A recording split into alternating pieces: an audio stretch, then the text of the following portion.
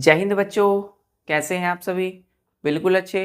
तो आज हम लोग chapter number 5 acid basis and salt में पढ़ेंगे न्यूट्रलाइजेशन इन एवरीडे लाइफ में।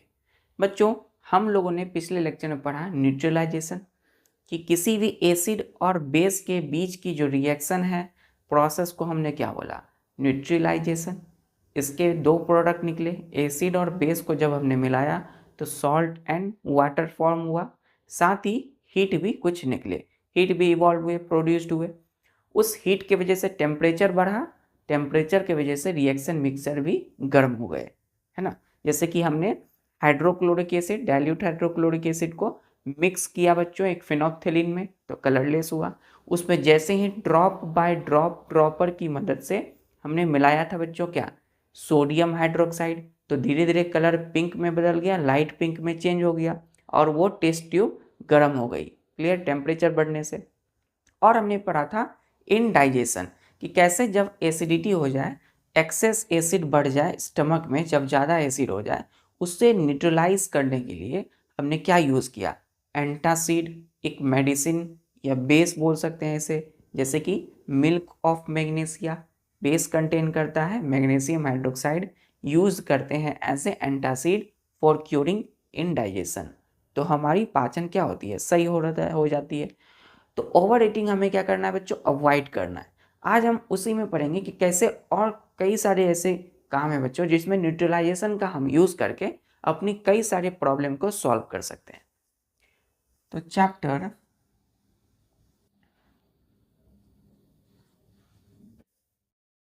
5 एसिड्स कॉमा बेसिस एंड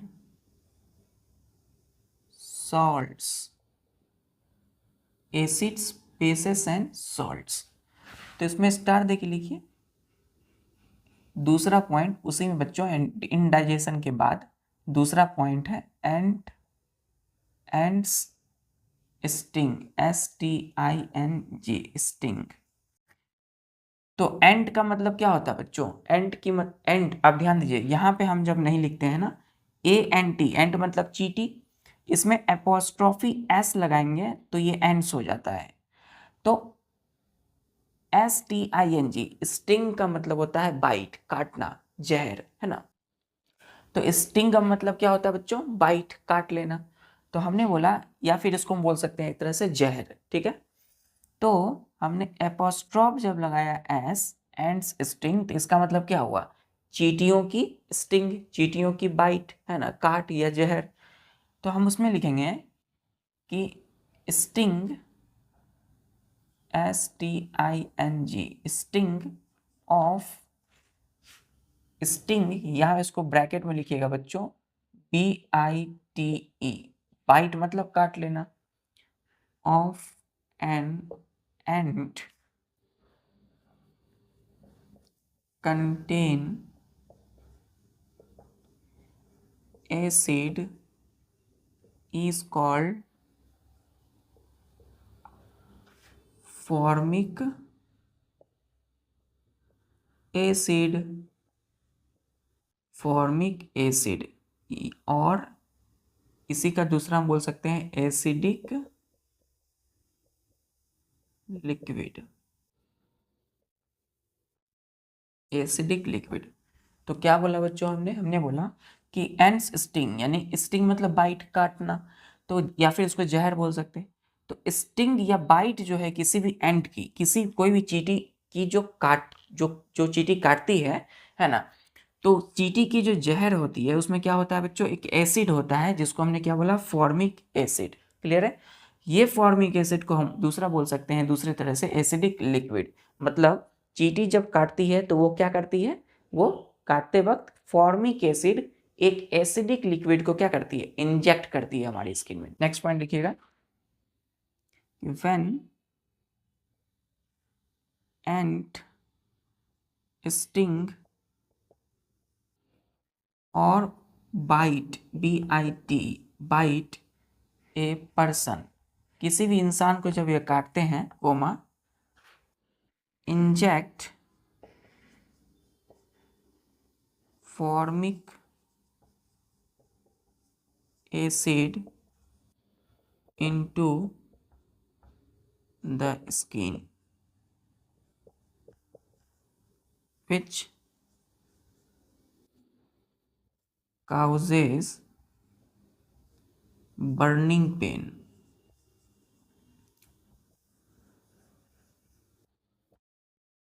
इसी चीज को हमने यहाँ लिखा, क्या बोला कि when and sting or bite a person, जब कोई चींटी किसी इंसान को काटती है तो इंजेक्ट करती है, INJECT, इंजेक्ट मतलब जैसे कि बच्चों सुई को क्या करते हैं हम अंदर धकेलते हैं ना, सुई लगाते हैं तो अंदर सुई क्या होती है, जाती है, तो इसी को बोलते हैं इंजेक्ट करना, मतलब अंदर तक क्या करना, होना, ठीक है। तो इंजेक्ट करती है फॉर्मिक एसिड को। तो हम किसी मेडिसिन दवाई को हम इंजेक्शन के थ्रू लेते हैं, तो चींटी जब काटती है तो क्या कर देती है, हमारी स्किन पर, त्वचा में, कहीं भी शरीर में जब काटती है तो फॉर्मिक एसिड को इंजेक्ट या रिलीज कर देते हैं हमारी बॉडी के अंदर, ठीक है। विच काउजेस बर्निंग पेन, जब ये फॉर्मिक एसिड जाते हैं तो क्या होता है, हमें बहुत ज़्यादा जलन वाला दर्द होता है, क्लियर है, बर्निंग पेन, क्लियर है बच्चों। तो चींटियों की जो बाइट होती है, जो चींटी काटते हैं, उसमें एक एसिड होता है जिसको हमने बोला फॉर्मिक एसिड या एसिडिक लिक्विड। तो काटते हैं यानी कि इंजेक्ट करते हैं हमारे स्किन पर फॉर्मिक एसिड जो बर्निंग पेन को देते हैं, ठीक है, बहुत ज़्यादा दर्द होता है। अब ये एसिड है ना, हमारे बॉडी में क्या दिया चींटी ने हमारे बॉडी में एसिड इंटर कराया, यानी फॉर्मिक एसिड दे दिया, इसकी वजह से हमें दर्द हुआ। अब हम क्या करेंगे, न्यूट्रलाइजेशन का यूज़ करेंगे और इस एसिड को न्यूट्रलाइज यानी इसकी इफेक्ट को कैंसिल करेंगे। तो कैसे, चलिए यहाँ तक नोट किया। हमें न्यूट्रलाइज का मतलब क्या समझा कि यदि बच्चों एसिड है ज़्यादा तो उसे न्यूट्रलाइज करना, मतलब उसकी इफेक्ट को कैंसिल करना। तो नेक्स्ट पॉइंट देखिएगा कि acid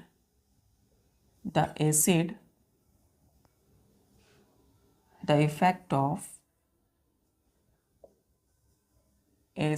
formic acid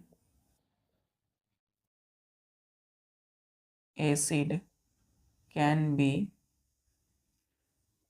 neutralized by rubbing, rubbing moist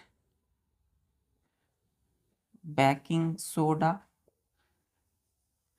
अब बेकिंग सोडा क्या है बच्चों, बेस है ना, इसके अंदर बेस होता है कौन सा, सोडियम हाइड्रोजन हाइफन दीजिएगा क्योंकि हाइड्रोजन कार्बोनेट एक साथ है, कार्बोनेट, ठीक है, कार्बोनेट, और मतलब या कैलेमाइन सॉल्यूशन,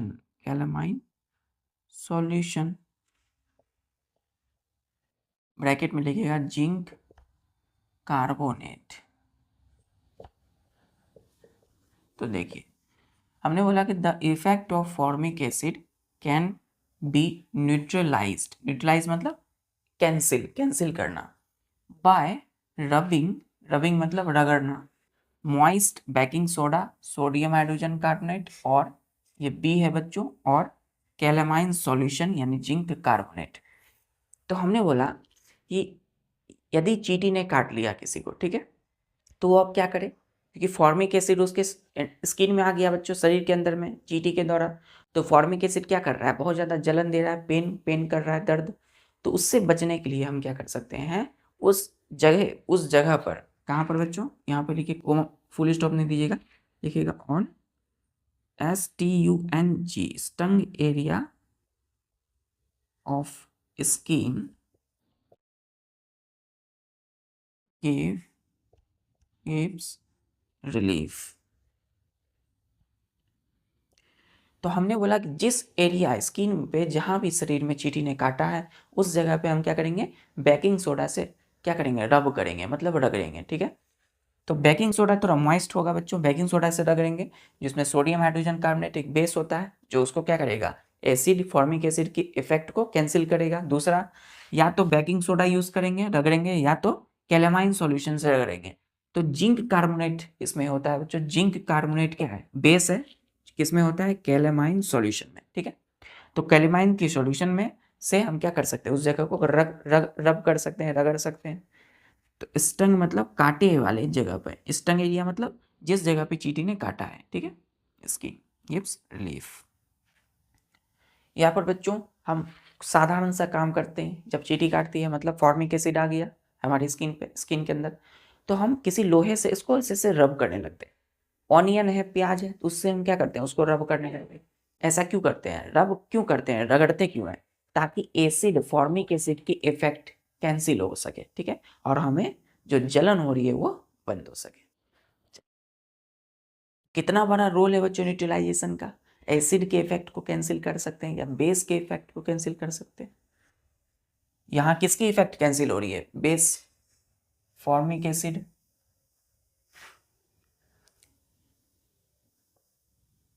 अब दूसरा जो इंपॉर्टेंस है वो है सॉइल ट्रीटमेंट।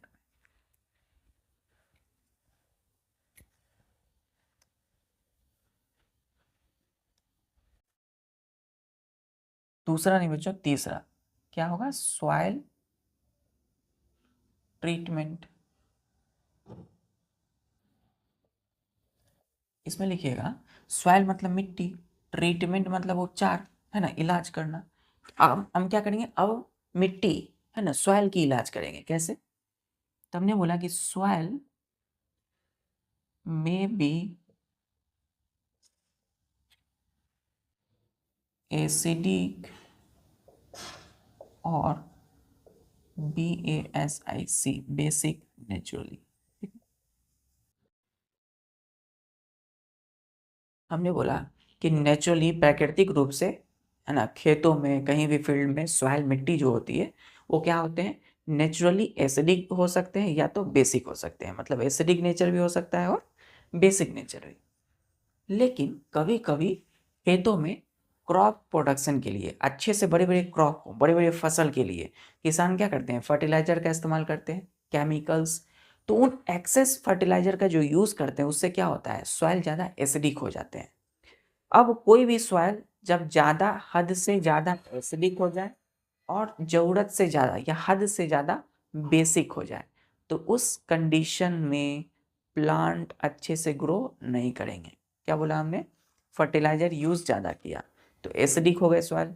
उससे क्या होगा? जो प्लांट ग्रो कर रहे थे वो ग्रो नहीं करेंगे। तो लिखिएगा यहाँ पे, स्टार्ट देखिए, excess of using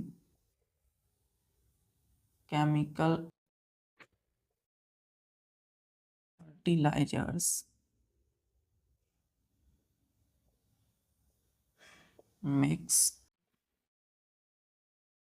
the soil too acidic। अब किसान जो फार्मर है वो ज़्यादा फर्टिलाइजर का इस्तेमाल करते हैं। क्यों? ताकि बड़े बड़े क्रॉप्स प्रोडक्शन हो, अच्छे से बड़े बड़े प्लांट, है ना, क्या करें? ग्रो करें खेतों में, और हमें ज़्यादा क्या हो, उसकी प्रोडक्शन बढ़े। लेकिन अगर ज़्यादा से अधिक, मतलब ज़रूरत से ज़्यादा यदि फर्टिलाइजर यूज़ कर लिए एक्सेस में, तो उसने वो क्या बना देता है फर्टिलाइजर बच्चों? Makes the soil too acidic. Too मतलब बहुत ज़्यादा, मतलब अगर फर्टिलाइजर का इस्तेमाल बहुत ज़्यादा हुआ है तो सॉइल ज़्यादा एसिडिक हो जाएगा। ठीक है, नेक्स्ट लिखिएगा कि when soil is either too acidic और too basic, comma, then plants do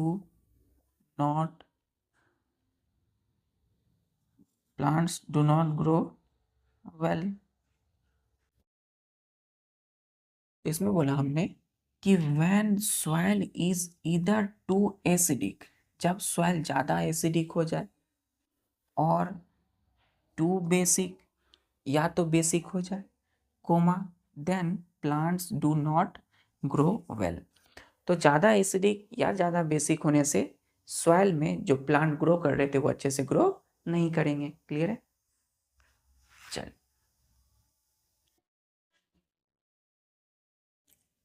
तो हम न्यूट्रलाइजेशन का इस्तेमाल कहाँ करेंगे बच्चों? चलिए देखते हैं। यहाँ तक क्लियर है?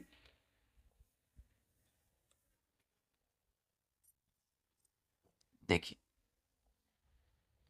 पहला केस है केस फर्स्ट, मतलब पहला सिचुएशन, पहला कंडीशन, परिस्थिति कि व्हेन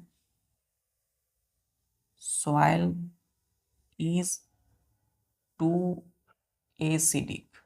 ठीक, हमने बोला ना, या तो ज़्यादा एसिडिक हो सकते हैं, TOO2 मतलब बहुत ज़्यादा, तो हद से ज़्यादा एसिडिक हो सकती है या बेसिक। अगर एसिडिक ज़्यादा है तो ध्यान दीजिए, ध्यान दीजिए बच्चों, तो हम क्या करेंगे? ट्रीटेड विद, अब ध्यान दीजिए, treated with basis, BASES, basis. जब मिट्टी और सॉइल ज़्यादा एसिडिक हो जाए तो हम उसे उसे ठीक करेंगे, यानी उसे ट्रीट करेंगे। ट्रीट मतलब ठीक करना, इलाज करना। किससे? बेस से, है ना। अपोजिट से हम ठीक करते हैं बच्चों। एसिडिक ज़्यादा है तो बेस का इस्तेमाल करेंगे। कौन सा? तो QUICK, quick, LIME, lime. Quick lime का मतलब है कैल्शियम ऑक्साइड। ठीक, लाइम हमने पढ़ा है चूना, जिसको हम कैल्शियम बोलते हैं बच्चों। तो क्विक लाइम अगर कहीं आए, क्विक लाइम, तो इसका केमिकल फॉर्मूला है कैल्शियम ऑक्साइड। ठीक है, ये क्या है? एक बेस है। हमने BASE एस लगाया, बेसेस, मतलब यहाँ दो बेस है, one quick lime, second slaked lime, LIME lime. ठीक, सिलेक्ट लाइम का जो फॉर्मूला है वो है कैल्शियम हाइड्रोक्साइड। ठीक है, केमिकल नेम क्या है इसका? केमिकल देखिए, क्विक लाइम जो है वो नॉर्मली नाम है बेस का, लेकिन केमिस्ट्री की भाषा में, अभी हम केमिस्ट्री पढ़ रहे हैं ना, तो कैल्शियम ऑक्साइड उसकी केमिकल नेम है। ठीक है, मार्केट में जाएंगे बोलेंगे सिलेक्ट लाइम, तो देंगे, बोलेंगे केमिकल नेम, तो कैल्शियम हाइड्रोक्साइड। क्लियर है? तो इन दोनों बेस का हम यूज करेंगे, इस्तेमाल करेंगे, किसको? ट्रीट, ठीक करने के लिए, जब सॉइल ज़्यादा एसिडिक हो जाए, बहुत ज़्यादा। ठीक है, तो इससे हम क्या कर सकते हैं? सॉइल की जो एसिडिक इफेक्ट है उसको हम कैंसिल कर सकते हैं, मतलब न्यूट्रलाइज कर सकते हैं। अब ज़्यादा बेसिक अगर हो जाए तो चल,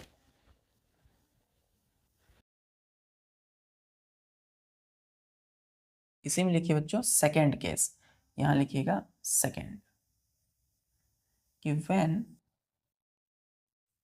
soil is too basic। अब सॉइल, मिट्टी बहुत ज़्यादा जब बेसिक हो जाए नेचर का, देन ट्रीटेड, ट्रीटेड मतलब उसे ठीक करेंगे with decaying, decaying organic matter. ठीक, कैसे ठीक करेंगे? DECAYNG, डिकेइंग मतलब सड़े गले, है ना, सड़े गले जानवरों के या पेड़ पौधे प्लांट के ऑर्गेनिक मैटर से। ठीक है, जो नेचुरली बनते हैं, नेचुरली तैयार होते हैं। डिकेइंग ऑर्गेनिक मैटर, है ना, डिकेइंग ऑर्गेनिक मैटर में क्या होगा? तो दो है। पहला है मैन्योर, मैन्योर तैयार करते हैं हम लोग, है ना, गोबर से। कई सारे ऐसे एनिमल हैं जिसकी एक्सक्रीटा से इस्तेमाल, उसका और टंक बनाते हैं, है ना। तो कई सारी चीज़ों को हम बना करके इसे ठीक कर सकते हैं। दूसरा, कंपोस्ट तैयार करते हैं। तो मैन्योर और कंपोस्ट जो है ना, ये दोनों ऑर्गेनिक मैटर है और एसिडिक नेचर का है, ठीक है। तो एरो दे के लिखेंगे कि organic matter releases acid which neutralize basic nature of the soil। हमने बोला कि ऑर्गेनिक मैटर जैसे मैन्योर और COMPOST कंपोस्ट रिलीज मतलब निकालते हैं एसिड को which neutralize basic nature of the soil. तो सॉइल जब ज़्यादा बेसिक हो जाए, बेसिक नेचर का, तो उसे हम एसिड से ठीक करेंगे। तो एसिड में हम क्या इस्तेमाल करेंगे, डिकेइंग ऑर्गेनिक मैटर जैसे मैन्योर, कंपोस्ट, ये एसिड को रिलीज करते हैं और बेसिक नेचर सॉइल को, उसकी इफेक्ट को कैंसिल करते हैं, मतलब न्यूट्रलाइज करते हैं, न्यूट्रलाइज। क्लियर है? चल, क्लियर है बच्चों?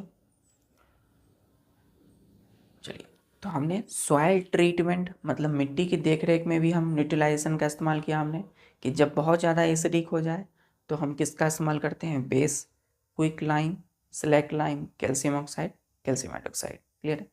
बहुत ज़्यादा सॉइल बेसिक हो जाए तो एसिड का इस्तेमाल करते हैं जैसे मैन्योर एंड कंपोस्ट, जो एसिड को रिलीज करके न्यूट्रलाइज करते हैं। और एंट स्टिंग देखा, अब वो पढ़ेंगे फैक्ट्री वेस्ट। क्लियर है यहाँ तक? चौथा है बच्चों,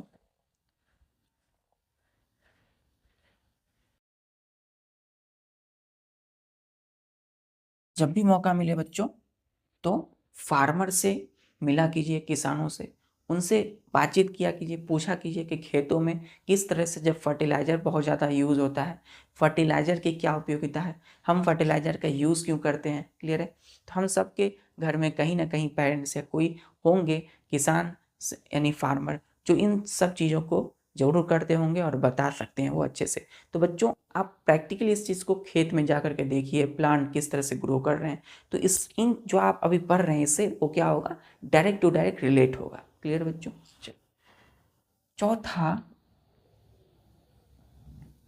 factory waste. Factory wastage. Factory का मतलब क्या होता है, कारखाना, है ना, जहाँ पर कई सारी चीज़ों को बनाई जाती है। वेस्ट का मतलब होता है कचरा, ठीक है। तो फैक्ट्री की कचरे क्या होंगे, नेक्स्ट एरो देके लिखिएगा कि वेस्टेज ऑफ मैनी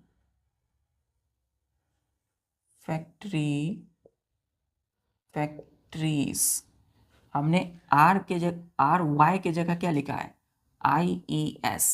तो बच्चों, ये फैक्ट्री सिंगुलर है, यानी एक फैक्ट्री, कारखाना। जब हम बहुत सारे मैनी फैक्ट्री को बोलते हैं ना, तो वाई के जगह प्लूरल बनाते हैं, तो वाई की जगह IES जोड़ते हैं। क्लियर है? तो इसे हम बच्चों ग्रामर की भाषा में सिंगुलर टू प्लूरल कहते हैं। चलिए, तो wastage of many factories contain acids.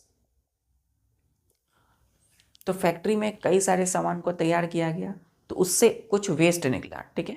तो वेस्ट मतलब कचरा, वो वेस्ट क्या होगा बच्चों, उसमें एसिड होंगे, है ना। फैक्ट्री की जो वेस्ट होगी, कचरा, उसमें क्या होगा, एसिड।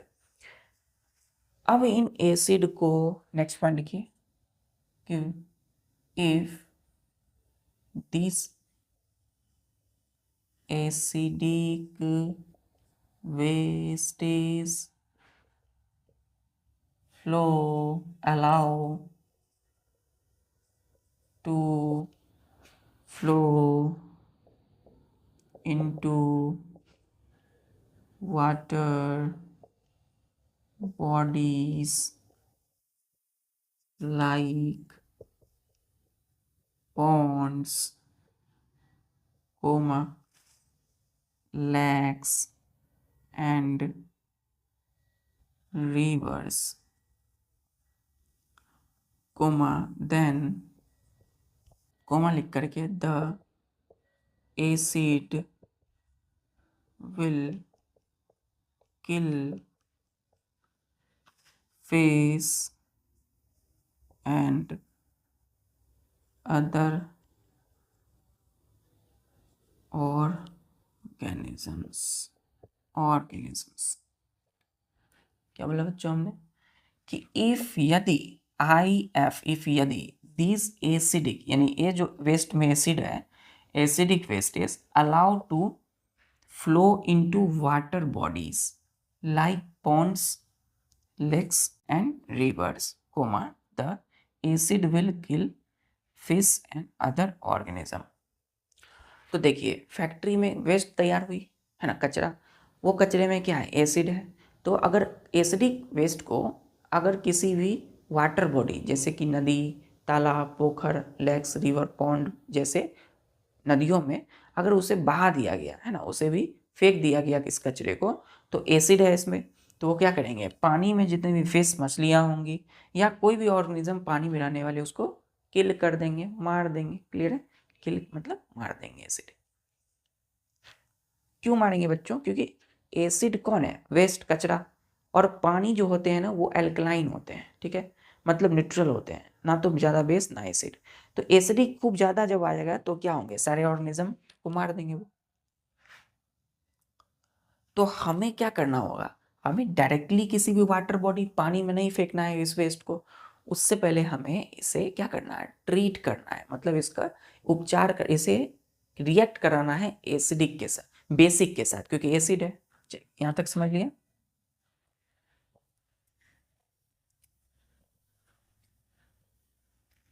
यहाँ लिखिएगा बच्चों लास्ट पॉइंट कि एसिडिक फैक्ट्री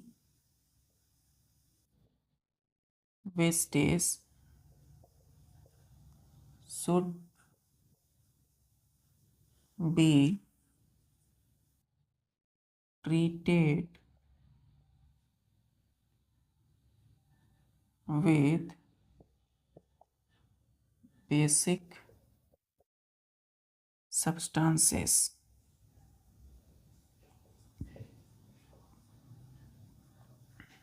before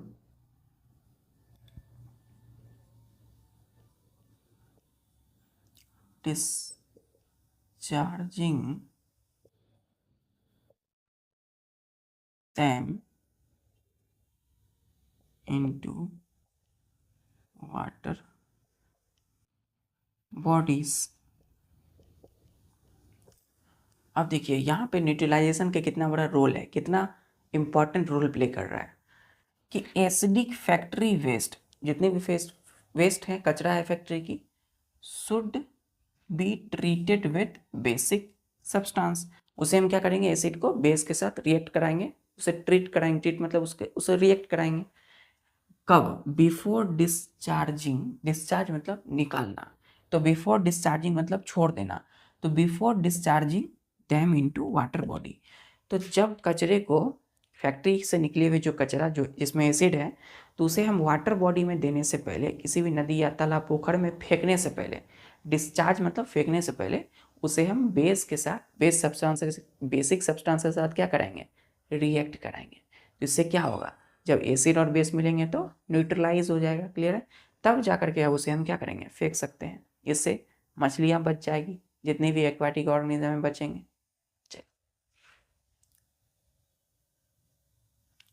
ठीक है बच्चों, तो आज हम लोगों ने अपनी न्यूट्रलाइजेशन जो हमारी एवरीडे लाइफ में मोस्ट इम्पॉर्टेंट रोल प्ले करते हैं, सबको अच्छे से पढ़ा, जाना। इसे अपनी डेली लाइफ में अप्लाई कीजिए और अच्छे से इसे नोट्स बनाइए, अच्छे से अपनी पढ़ाई को जारी रखिए। जय हिंद।